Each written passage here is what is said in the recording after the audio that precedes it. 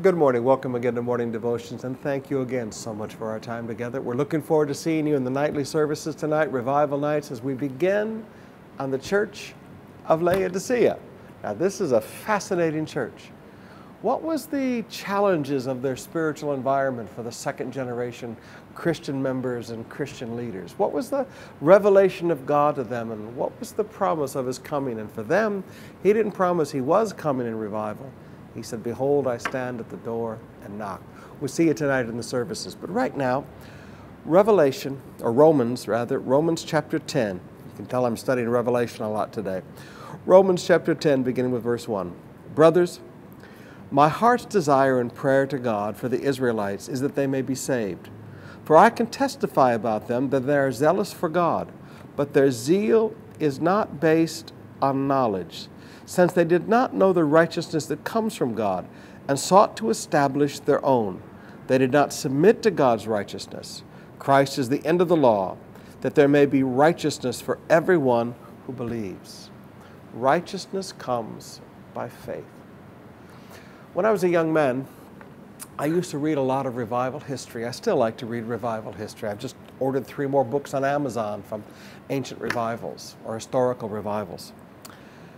But one of the things that used to puzzle me when I'd read the revivals of Finney, Wesley, Whitefield, and many of the men that worked with them is how they walked into churches and challenged the very salvation of the people who were in church every Sunday. They would walk into ministers' meetings, meetings of pastors, and challenge the pastors. Now, as a young man, that used to really bother me. Like, how could they be so strong? How could they be so judgmental? But I've lived long enough now that I've realized that what those men were doing was birthing revival. And as I go through the scriptures, and I go from Genesis to Revelation, and I see how often the problem was the preachers led the people into sin, I can begin to understand the need to go to people going to church and challenge their salvation. And please forgive me, this is what Paul did every time he went into a new city. As was his custom, we've been studying in the book of Acts, he always went first to the synagogue and presented Christ. He presented salvation first among the people who had had the doctrine of salvation by faith since Abraham. And he presented the doctrine to them.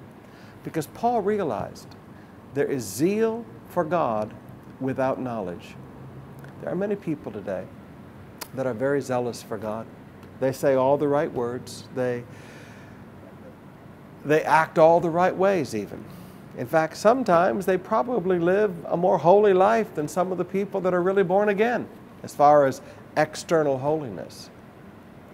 But salvation is not about external holiness. Salvation is not about an external lifestyle.